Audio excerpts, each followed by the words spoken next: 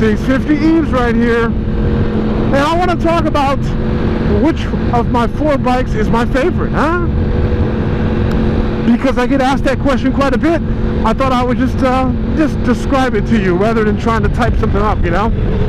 Well, my favorite bike right now is the one that I'm usually riding, and if you've watched my videos, you can probably figure out that, I'm going to stop in here for a second. Check out this development. My good buddy Jim, he used to live in this development, and he recently moved, and I just want to check it out, see how they're building new homes and whatnot. But at any rate, the R1M is my favorite bike. That's a beautiful home. All of these homes in here, by the way, are going to be outstanding homes. This is my favorite bike for a few reasons. It sounds the best, and you'd have to hear this sound in person almost to really appreciate it. But the exhaust is a very deep sound to it. 4-car, 8-car garage. Gotta love that. And there's my buddy Jim's old house. I'm not sure if he's moved yet or not, but I know that he is moving. And the gate's open. It's not usually open when he's living there, and I don't recognize any of those vehicles. So I think that Jim has already moved, and someone else owns this beautiful home now. Fantastic. I gotta check out and see where Jim lives now, because I'm sure it's nice. But at any rate, this R1M is my favorite bike, man. It handles superb. It's the best handling bike out of any of my collection. The automatically adjustable suspension is great. The automatically adjusting steering dampers, fantastic. So it handles the best. It sounds the best. I love the gauges. The gauges look the best. It's very comfortable. The quick shifter works the best out of all my 4 bikes. It's the most seamless engagement for the quick shifter, and I love that. There's no disruption to the chassis. You don't even know that it's being engaged. And it's got great speed. Great speed. No, it's not as fast as the H2, obviously.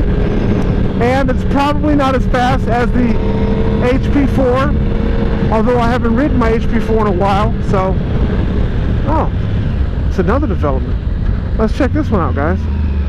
They're just sprouting up developments everywhere. And I heard a story on NPR recently that new home sales were at an all-time low, but around this area, they're putting up new developments all over the place. And yeah, there are no homes in this one yet, just lots, and no model home or anything. So yeah, the R1M is my favorite bike. I enjoy riding it. It's very easy to ride.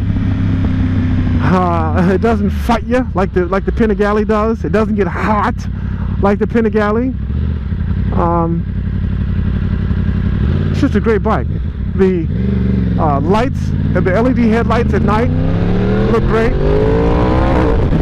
I modded my headlights. I lowered the angle of the beam on the high beam, and so now I can use it as a low beam as well, so that both sides of my lights are on. Because on this bike, only the left side comes on for the low beam, unless you modify it. But you know, all 4 bikes are great. They all do things, you know, they're very unique, and they all do things different, and they all have their points of appeal and their downfalls. You know, my second favorite bike would be the H2, but it's just such a chore to keep that thing clean. You know, I'm a very meticulous person about keeping the bike clean and free of bugs and stuff. In fact, I just cleaned it a couple weeks ago, and I haven't ridden it since because I cleaned it up real well. I didn't want it to get messed up. So, and my third favorite would probably be the HP4 and then the Panigale. Panigale is such a unique bike. It's one of those things that, you know, they say owning the Ducati, you know, you should expect, you know, certain things like high maintenance, more maintenance issues than with other bikes, and that's true. It has given me the most maintenance issues so far. But, you know, once you ride the thing and you realize how it behaves, how the engine reacts to your throttle wrist, you know, it's one of those things you definitely don't want to get rid of.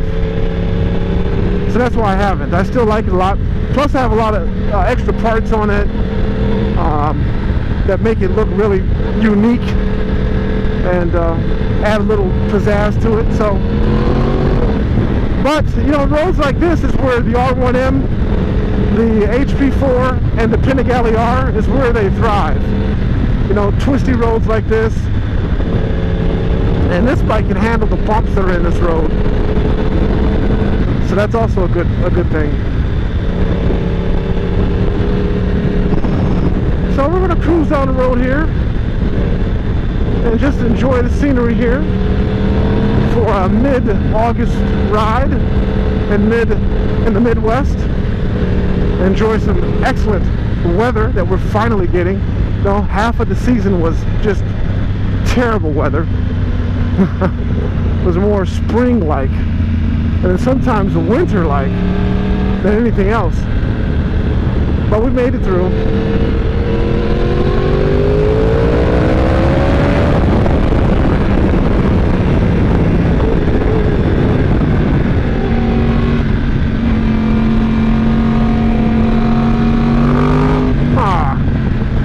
Corvette. A geezer in a Corvette just totally cramping my style, man. And I can't overtake him. It's a double yellow line. That would be so rude of me to do that, and I wouldn't. I would just hope that since he notices me back here, that he'd pump up the volume on his Corvette and give that passenger of his a thrill ride of her lifetime, you know? But I don't think that's going to happen because he's applying brake.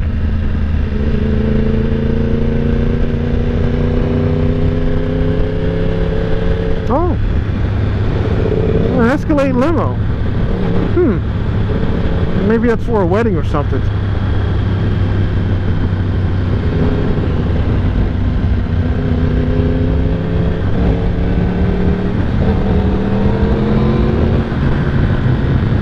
Well, I'll probably shut down filming now since I'm stuck behind this Corvette. There are lots of folks out today enjoying the weather. Snowpack powder on those slopes right now. Probably another 4 months for that to happen.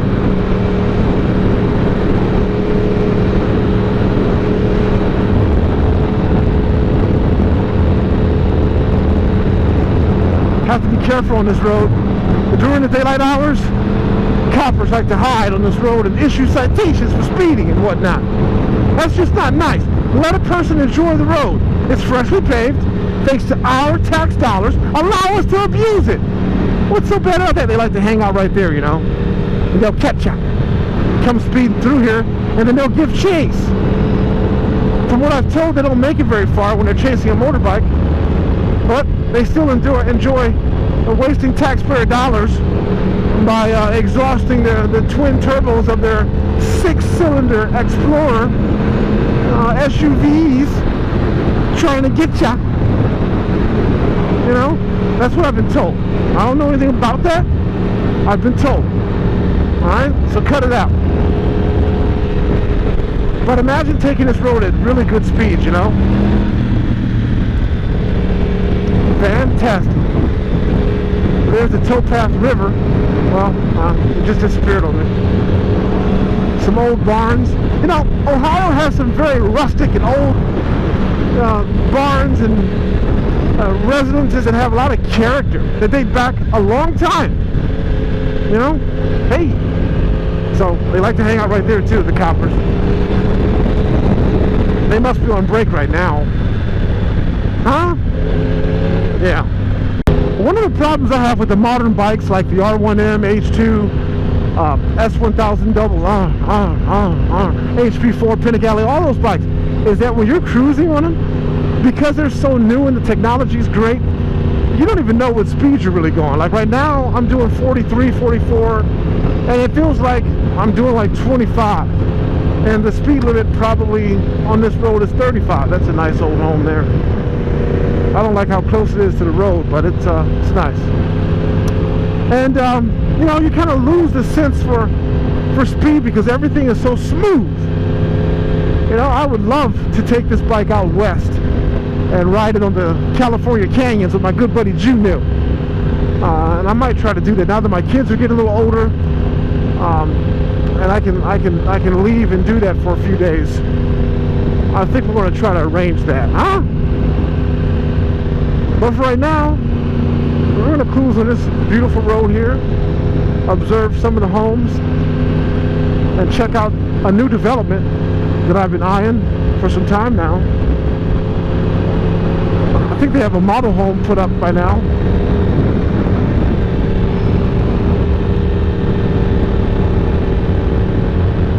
You just can't beat weather like this, you know?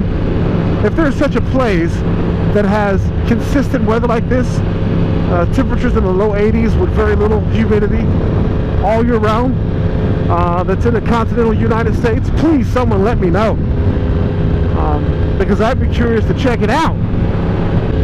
Alright, so here's this development I was telling you about. The homes are okay. My wife doesn't like them too much, which means we won't be moving here. Homes are somewhat cookie cutter. She hates cookie cutter. We had to deal with that with our first home that we had built, our current home, but that was just intended to be a starter home. We don't intend to live there forever. That's why we're looking right now. The Amish guys out there working, the Amish Mafia. We don't want to mess with those guys. Wow, they are building a lot of homes. I was here about 2 months ago and none of these homes were here. I told my wife these aren't really cookie cutter. All of them look different. She doesn't buy it. She doesn't like it. She says they're still cookie cutter.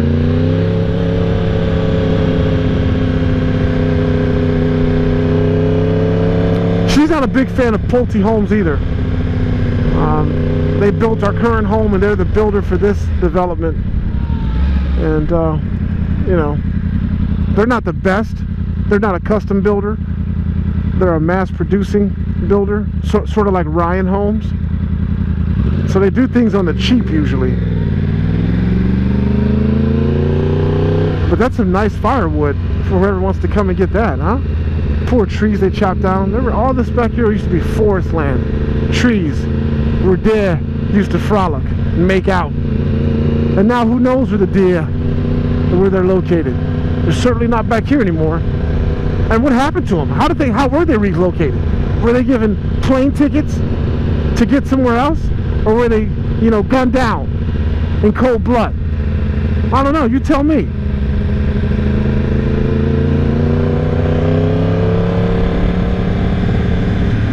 These guys are running their sprinkler system, sparing no expense. So there we go. That was a nice little detour. So this might be a good run if there's no traffic on this damn road and no debris.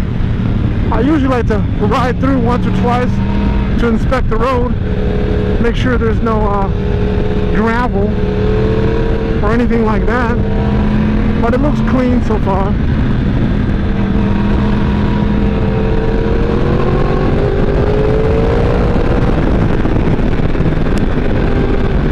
Looks rather enjoyable.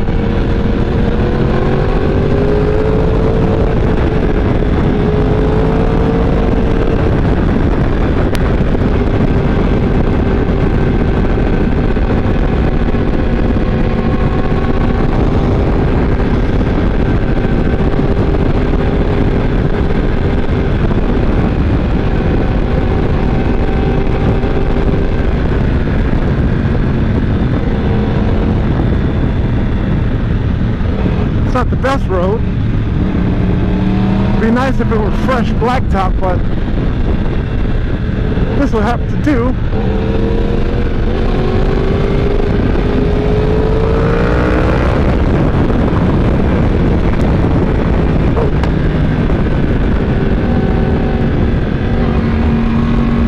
The good thing about R1M is I can remain in third gear.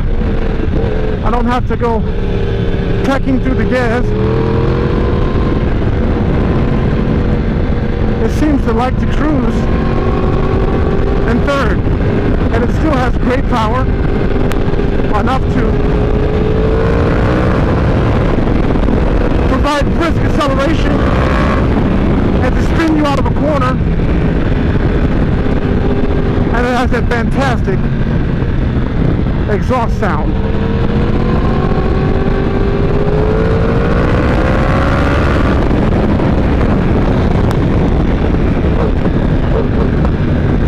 I don't know if you can hear that, but it sounds amazing. That was a nice run. So that's the reason why the Yamaha R1M is my favorite bike for right now. But there's always next year, so stay tuned for more videos.